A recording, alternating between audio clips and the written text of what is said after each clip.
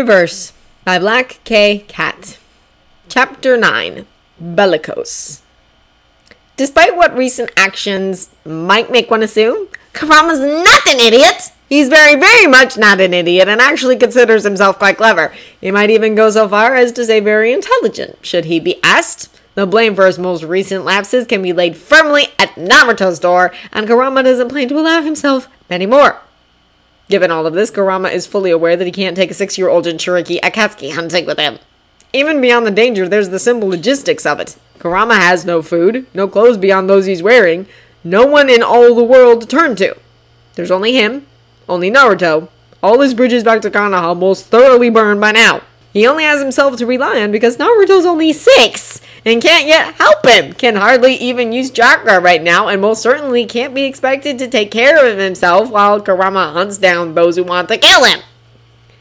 The smart thing to do would be to take him back to Konoha, or even just leave the boy where he is. There's no chance that the Hokage hasn't sent out pursuers after all, and let him grow up in peace while Kurama finishes his mission. Then maybe he can bargain his way back into the village and be a part of Naruto's life.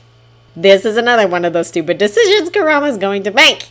He can't let Naruto go! Not if there's a chance he'll never get to see him again, and he can't! Not now that he's set himself up as family!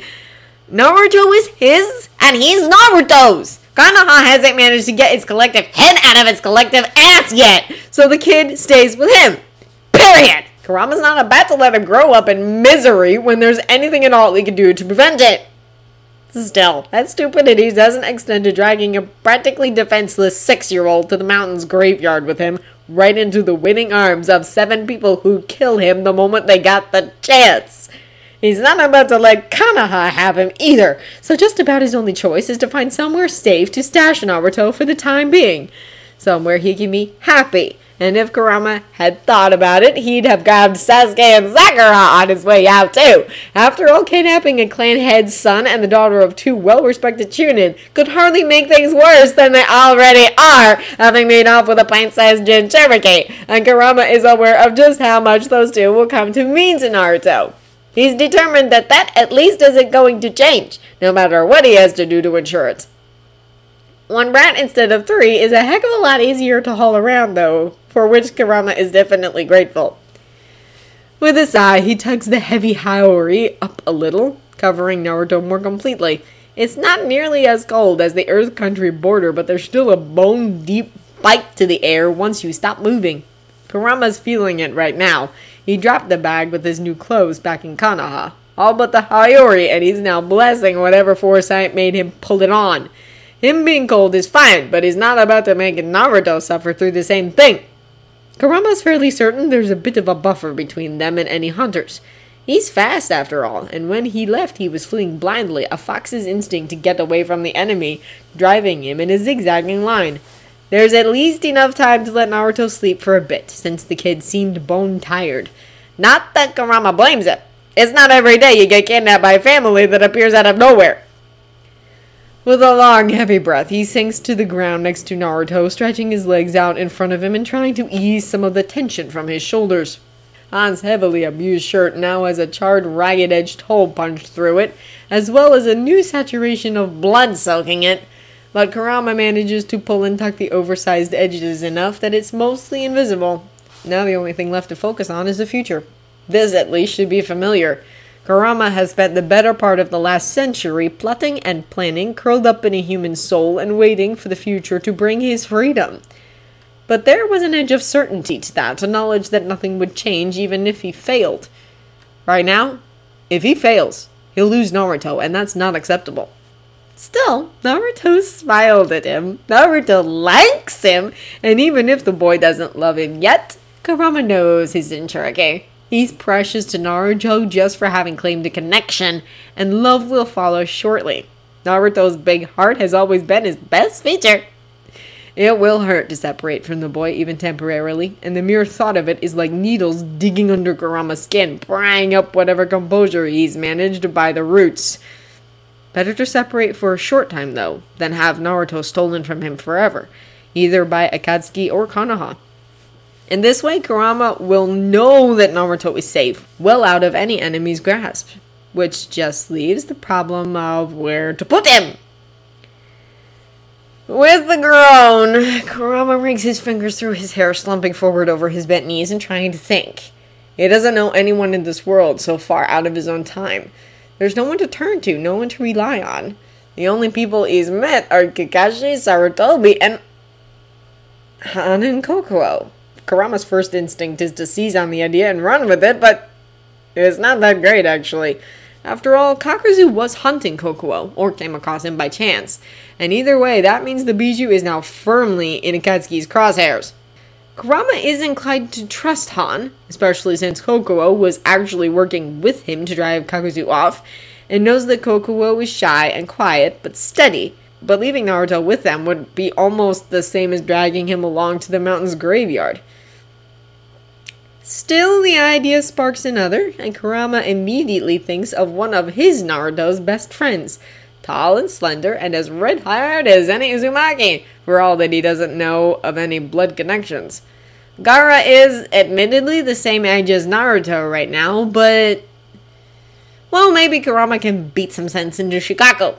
The damn Tanuki has been calling himself Gaara's mother. It's about time he lived up to that claim. And Naruto adored Gaara in his time, loved him like a brother, and one of his first real friends.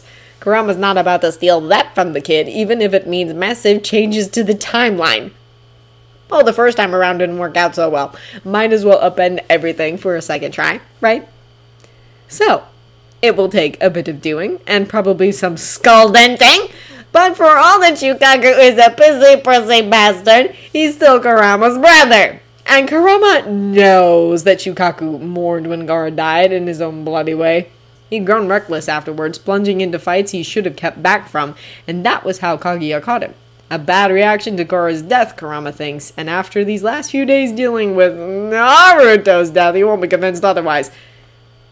A short distance away, the bushes rustle. Kurama's head snaps off automatically, his ears straining. There's no sense of human chakra, though, only natural, and he frowns, rising to his feet. The rustling continues, more like a thrashing, now quiet and desperate, and with one last quick glance at Naruto, who's sleeping calmly, Kurama slips soundlessly towards the source of the noise. Around a tree, down a short hill, the undergrowth is waving. It's a bramble, long thorns, clear even in the darkening twilight gloom, and Kurama can just make out a flash of scarlet fur between the branches. Well, that's alright then. Hey, Kurama says softly, crouching down beside the quivering bramble. Looks like you've gotten yourself into a bit of a mess, kid. Mind if I help you out there? There's a pause, careful and considering, and the small red fox twists to look at him, slip-pupiled amber eyes, sharp and weary. Kurama raises an expectant brow, but doesn't otherwise move, and after a long moment, the fox gives a yip of nearly desperate agreement. With a soft snort, Kurama pushes his hands through the tightly woven branches, wincing as sharp thorns dig long furrows into his skin, but doesn't hesitate. There are more thorns dug deep into the fox's thick undercoat, knitted into the fur so thoroughly that even Kurama, with the advantage of opposable thumbs, has a hard time working them out. Still working on that second tail, huh? Kurama asks over the sound of the fox's small grumbles of discomfort, trying to distract it. You should head to Mount Inari if you wanted to go quicker. I've heard there's better hunting there too. The fox barks at him reprovingly, apparently offended by the idea of taking such a shortcut, and Kurama rolls his eyes in response. Yeah, what do I know, right?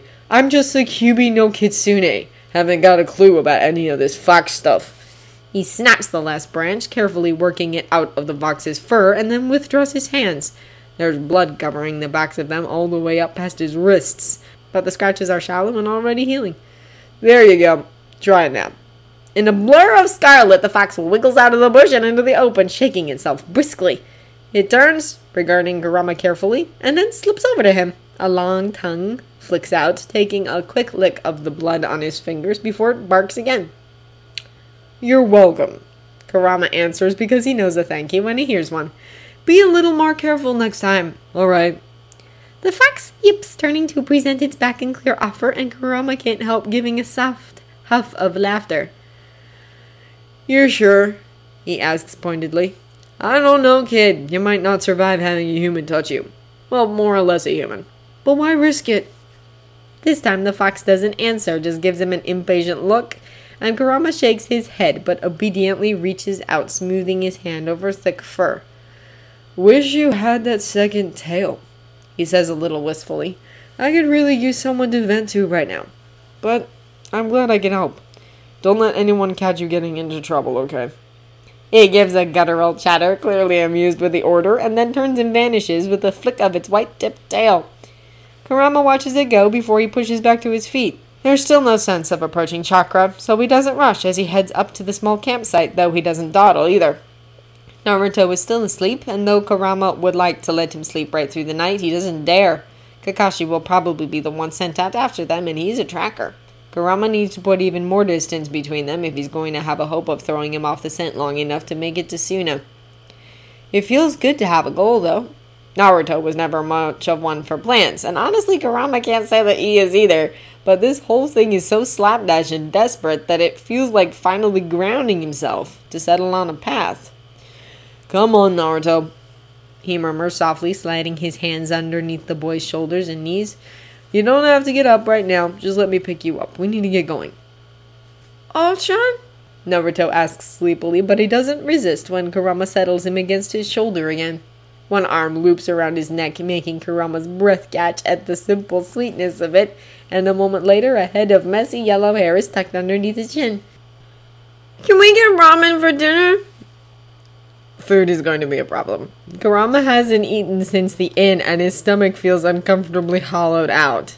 Tanzaku Gai is too close to Kanaha for them to risk doubling back, so Kurama is just going to have to hope he can catch something or find a house. He still has money, so maybe a farmer will be willing to part with his lunch. I'll try, kid, he says helplessly. Sorry, we won't make it to Suna for another couple of days, but I'll try to find a town somewhere and get you ramen. There's a pause as Naruto seems to come a little more awake, and he tips his head to look up at Kurama through one sky-blue eye. Suna? He says interestedly. Then he hesitates and asks, We aren't going to go back to Kanaha? If I take you back, they won't let me see you again. Kurama says an old sage phrase like that. It sounds so freaking selfish. Do you...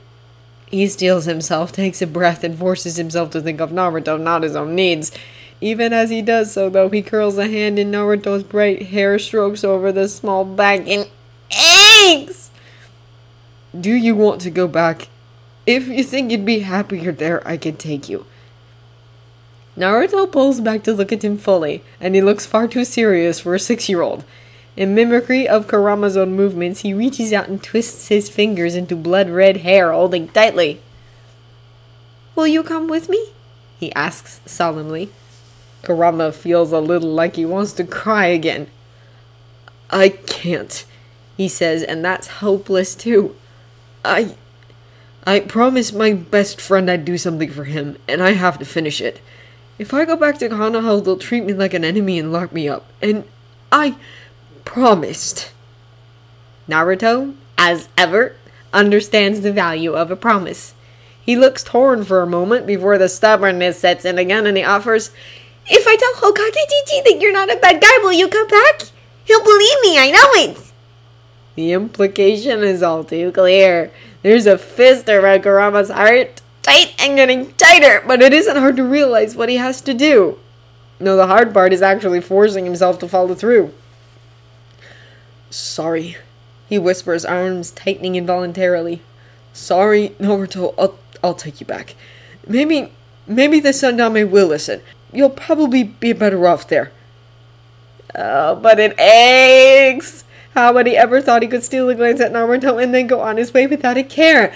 Not even have a day with Naruto return to him, and already Kurama feels like he's losing him all over again, just contemplating letting him go. It's a little like dying, knowing that Naruto would rather be in Konoha than with him, even though Kurama is fully aware that Naruto has no reason to stay. Another moment of silence, and then Naruto says, But don't you want to go back, O-chan? With confusion clear in his voice. What? Kurama asks, pulling back to look at the boy. Naruto is frowning at him. But you look so sad, he says, touching Kurama's cheek gently. Oh-chan, aren't you sad about leaving the village? Isn't that why you want to go back? There's a flicker of nearly extinguished hope in Kurama's chest. No, he answers quickly. No, Naruto, you're my home, not the village. I don't care about them as long as you're happy. I want you to stay with me, I swear. That's all I want. Then I'll stay, Naruto says cheerfully, as though it's as simple as that. Okagejichi will be sad, but we can send him a letter and ask if he'll tell everyone you're not a bad guy, and I can become an awesome ninja, and when we go back, they'll have to make me Hokage. Then I'll make it a law that you're allowed to stay, and no one will care. Whether he's 6, 16, or 36, Naruto's logic always sounds exactly the same. Kurama laughs before he can help it and leans in to kiss Naruto squarely on the forehead. A moment later, the giddy joy is too much and he spins Naruto around in his arms, still laughing. Naruto laughs too, bright and delighted, and it's so very much everything that Kurama has missed. Thanks, he says. Thanks, Naruto. Come on, let's go find you some chakra. A flare of it, a tight little knot filled not so much with malevolence as it is determination, though there's a thread of undeniable hatred in there too. Familiar chakra, and Kurama curses, spinning on his heel. He leaps upward into the branches of the tree above them and sets Naruto at the highest sturdy branch he can get to. Stay here and be as quiet as you can, he warns. Let's see how good you are at ninja stealth, okay? Naruto's eyes are a little bit wide, but he nods agreeably at the same time, making a motion like he's zipping his mouth shut. Kurama gives him a relieved smile, ruffles his hair, and then uses the tip of one claw to scratch a seal onto the trunk below him. It pulses once, then fades to a pale glow that will hopefully be missed, and Kurama throws himself back towards the ground. He extends his senses, but Naruto is completely hidden from the sound of his breathing to the feel of his chakra, and though Kurama wishes he had the time to be more thorough, that will have to do. If he can distract the trackers, it will be enough. It has to be. Even as he veers east and breaks into a run, he casts his attention back, trying to judge the size of the group. It's hard because only Kakashi is truly angry. All the others are some flavor of determined, and emotions like that slide from Kurama's grasp before he can really touch them. Still, they're almost close enough for him to sense normally, and he's fairly certain there are 4 of them. He's even more certain that 3 of the 4 are all too familiar. Kakashi, of course, is easy to mark, and Kurama hadn't really expected anything else. Obviously, the Jonin was going to pursue him. That's simple logic. But right behind him is a familiar trickle of power that registers like the biting sharp scent of new sap rising to Kurama's nose, and that's a bad sign. Naruto's second sensei, the baby Mokuton user, which would be bad enough on its own, but one step behind him is the mirrors and smoke feel of one particular brat whose presence really means Kurama is screwed. And as if that's not enough, there's the itch of another unfamiliar Uchiha right behind Itachi.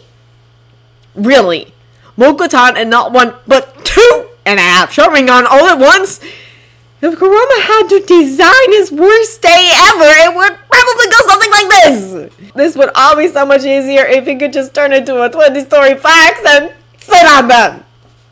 The group is moving quickly, obviously having spotted his chakra, and Kurama gives a low growl of frustration and redoubles his pace, leaping fallen trees and ducking low branches as he races towards the rushing rumble of a river in the distance. He's too late to throw them off his scent by crossing it, but with any luck, not that Kurama honestly expects to have much, he can knock them into it with a hurricane or something. Whatever, he's still working on a plan, but it'll come to him. He's out of time, though. Just as he breaks through the last stretch of trees and into the open ground before the river, a wall of wood shoots up in front of him and forces Kurama to leap aside before he brains himself. Even as he lands, fire roars toward him fast enough to swallow him whole. There's no time to dodge, no time to avoid it, and so Kurama doesn't try. He plants his feet and lets his chakra surge because fire is his element. There's always the chance that it can hurt him, but like this, prepared and braced with sufficient warning, Kurama is a god of fire and wind, of devastation, and even being trapped in a fragile mortal body can't take that away from him entirely. He steals the flames before they can even touch him, wraps himself in their light, and heats and laughs as his hunters leap from the trees to confront him. The fire roars, leaping and crackling, and Kurama lets it swirl away, lets his chakra devour and consume it like fuel. Their eyes are weary and startled, and Kurama grins bloody bright and showing teeth. "Come for a rematch, Hatsake," he mocks. "How cute. And you even brought friends this time. But face me again, and I warn you, I'm not going to hold back." "I could swear I won last time," Kakashi says mildly, and it's almost impressive how well he manages to hide the anger seething inside of him. "Where's Naruto, Uzumaki? If that's even your name."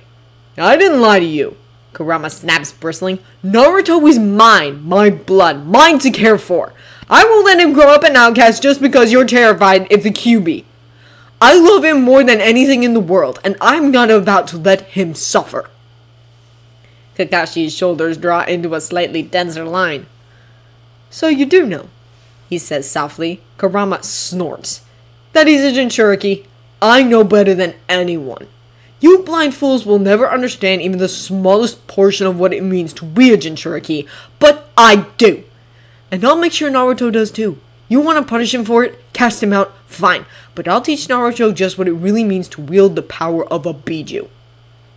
Kakashi must give some sort of signal he doesn't see, because half a heartbeat later the ground explodes underneath him, spears of wood and grasping roots trying to knot around his limbs. Kurama swears viciously, leaping clear and whirling to slash one hand downward. Waves of force smash into the reaching branches, shattering them into sawdust, and Kurama flips in the air, coming down right in front of Itachi and lashing out with a scything kick. The Uchiha ducks, darting away, but Kurama doesn't attempt to follow. He vaults a trio of kunai, touches down in front of the unfamiliar Uchiha, and rises with an uppercut leading. The boy is too surprised to dodge and goes flying, and Kurama slips around another ball of flames and casts his own right back. 4 against 1 isn't something he'd have had trouble with in his Biju form, but as a human, the odds suck balls.